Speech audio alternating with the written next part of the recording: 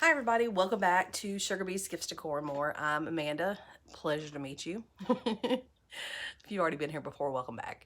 I had a big change over, well, right before the New Year's. I decided to no longer offer embroidery. The machine is gone. I've sold it. And this video is to tell you a little bit why I did it and maybe help you come to a better decision if you were debating on it as I was for many, many months. So I bought the embroidery machine, which was my free arm, my baby lock alliance. I bought that, oh goodness, 2017, 2018. I think it was 2018. So I bought it off a friend, and if you've heard me talk about it before, it did have some issues. And that friend knew about that and didn't divulge them to me. So part of that journey with this machine was constantly repairing it. But that wasn't the only thing that led me to sell it. I went back over my invoices during COVID, or in the height of COVID, and that's what put the thought in my mind. I didn't have that many customers as far as embroidery. Over the past 2 years, I had less than 20 orders for embroidery. For one thing, embroidery is beautiful, but embroidery from a customer aspect is expensive. No matter how you look at it, it's very time consuming, so you have to charge that amount. You have a lot of supplies, you have a lot of maintenance. So there's no, even with my prices being at, it would depend on the design. If it was intricate, it was $1.50 per 1,000 stitches. Not so intricate, $1 per 1,000 stitches. So there's just no real getting around. You can't lower the prices on it that much. And of course you don't want to lower them too low because then you can't make any money at all. But I went back and evaluated. I had less, like I said, less than 20 orders. So the amount of customer orders I had versus the amount of time I spent working on it, the amount that I had paid the gentleman to come and work on it, or me taking it to the machine shop to have it worked on, did not equal out. The cons outweighed the pros. Totally.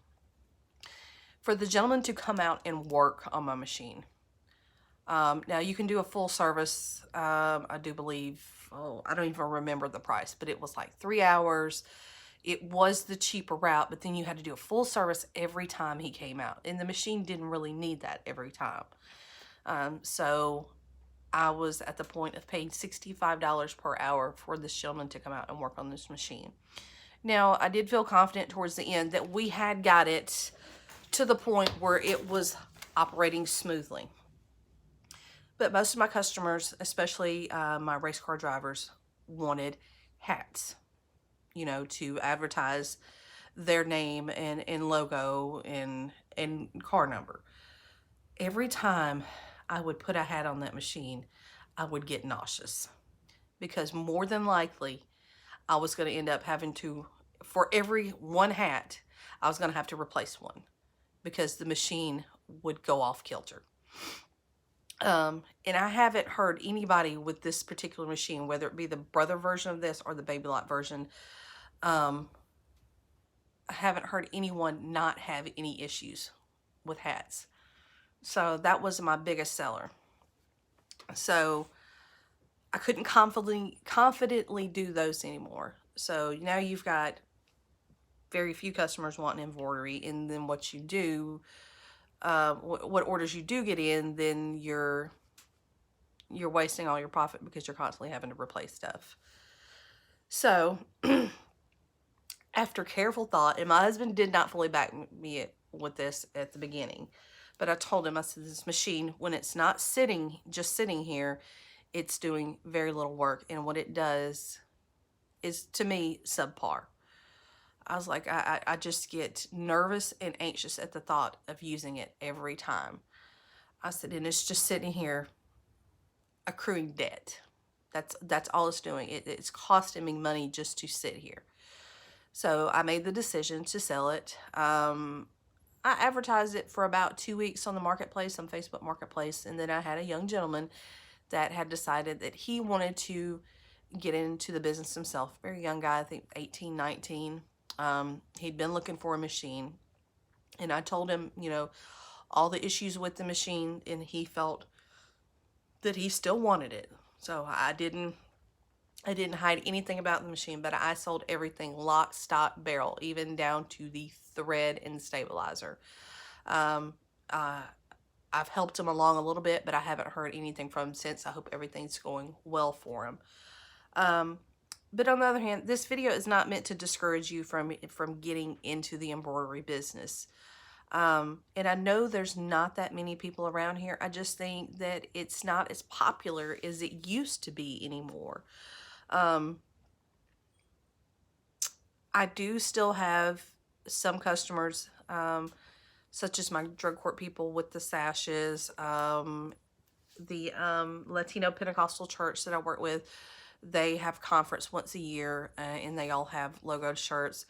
Now, before I decided to get out of this, I did find somebody that I could subcontract these jobs out to. Usually, with those particular people, it's not just embroidery. They have other items that they're getting as well. So the portion that requires embroidery, I subcontract it out to another lady that I found. And I did look at her work. I did look at her machines to see that she was going to be able to accommodate what I needed and still produce a nice product for my customers. So they wouldn't be left out in the wind. So if you are just, trying to get out of it, but you still have customers, that you want to offer this to, I would highly recommend seeking out someone in your area. What I did was just put a ad out on Facebook, on the local pages, to see if there was anyone that did embroidery as an individual, as a home-based business, not as a retail store or a storefront, because I knew that wasn't, their prices weren't going to align with mine as opposed to an individual. So I put that ad out there, asking for someone that does embroidery with a free arm machine that could accommodate more bulky items like saddle pads and such from time to time, that was well versed on how to properly stabilize the material and give me exactly what I was looking for. And lo and behold, I did find a lady. We haven't done our first job together yet. We just worked on a quote together, but I'm yet to hear back from that individual. So hopefully all will go well with that. But like I said, just the upkeep of it, and the lack of orders. And I don't think it was economy type situation. I think it was it wasn't as sought after anymore as it was about 2-3 years ago, when monograms were just like, everybody wanted a monogram. Everybody wanted something embroidered. It's just not like that anymore. And it may come back eventually. I don't know. But, I'm ready for that. I have my other lady that's offering it. And I still have my small tabletop machine, that I will never get rid of that. So I can still offer monograms and small stuff here. Just larger stuff outside of a 4x4 frame, I am going to have to send that out. But upon selling it, I was like, I need to make a decision. Do I want to go into another venture? And I had decided that I wanted to go into sublimation. And I'm going to do a second video about that to show you where I'm at on that journey, because I'm really excited about it. And I'll tell you the reason I decided on sublimation is because it's more versatile. Not only can I add sublimation to garments, but I can add it to cups, I can add it to license plates and other types of gift items. So I'm really excited about that. But that's where we're at with embroidery. And like I said, don't let this video discourage you, if you're thinking about going into the business. But if you're thinking about getting out of it, I would be glad to answer any questions you have. It was a tough decision, because I felt like I needed to hold on to that machine because that was a part of my identity. It was a part of my business. Um, and I felt like with that big machine sitting behind me, um, and I hate to say this, it made me feel like I was a step above some of my competitors that do this as a home-based business. I didn't just have a tabletop machine. I had this big commercial machine sitting behind me. It was a pride thing. It really was. But then I had to step back and reevaluate. I don't need this machine. It's not doing anything for me but costing me money. So that's it in a nutshell. It was a pride thing that I kept on hanging on to it, and I really didn't need it. So now she's gone to a better home, and I hope this gentleman thrives with it. I really do. But it's just not for me anymore. Maybe on down the line when I can afford a brand new machine with a warranty, maybe it would be different. But as of right now, it's just not me anymore.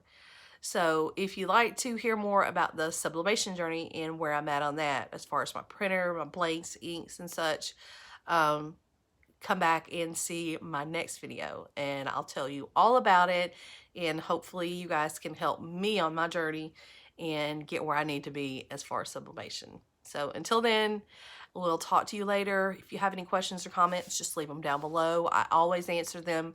And if you like the content you've seen on this video, I hope you'll give me a thumbs up and subscribe. We welcome any positive feedback. We appreciate it. So until next time, bye.